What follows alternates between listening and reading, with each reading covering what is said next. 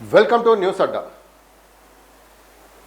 ఇక అంటే తెలంగాణ ముఖ్యమంత్రి రేవంత్ రెడ్డి భూసేకరణ కాదు, భూ సమీకరణతోటి కొత్త ప్లాన్ తోటి రేవంత్ రెడ్డి రంగంలోకి దిగినట్టుగా తెలుస్తుంది.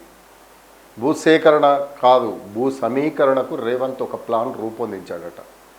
తెలంగాణలో భారీ మౌలిక వసతులు, ఇండస్ట్రియల్ కారిడార్లు, వ్యూహాత్మక ప్రాజెక్టుల కోసం భూసేకరణ ఒక పెద్ద సవాల్గా మారింది.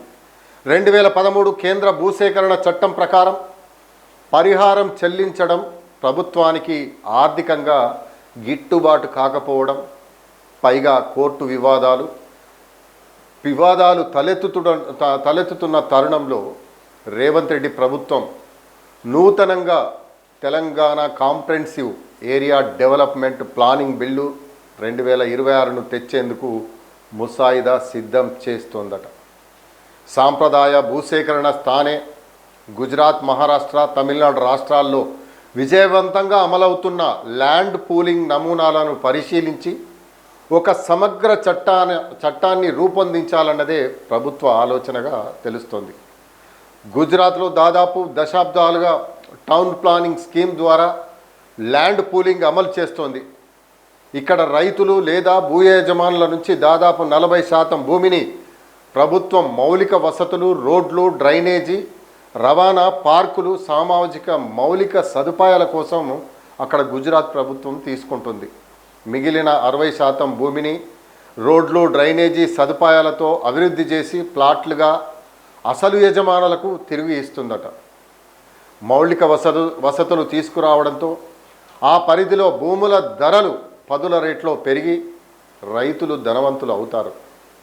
మహారాష్ట్ర ప్రాజెక్టులలో భూమి ఇచ్చిన రైతులకు డెవలప్ చేసిన స్థలంతో పాటు దాదాపు 10 ఏళ్ల పాటు ఎకరాకు ప్రతి ఏటా నిర్ణీత పరిహారం చెల్లిస్తున్నది మహారాష్ట్ర ప్రభుత్వం.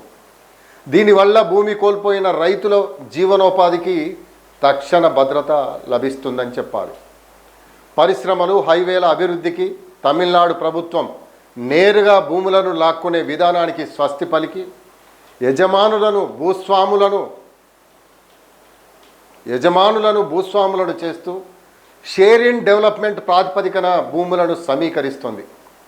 తెలంగాణలో ఉమ్మడి రాష్ట్రంలో గత ప్రభుత్వంలో భాగమైన Uppal Bagayat project land pooling నమూనాకి మించి ఉదాహరణ కూడా చేపడుతున్నారట.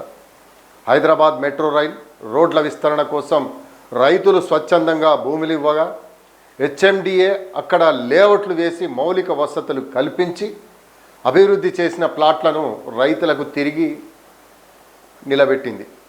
ల్యాండ్ పూలింగ్ వల్ల ఎలాంటి బలవంతపు భూసేకరణ లేకుండా, ప్రభుత్వంపై ఆర్థిక భారం పడకుండా అభివృద్ధి సాధ్యమవుతుంది.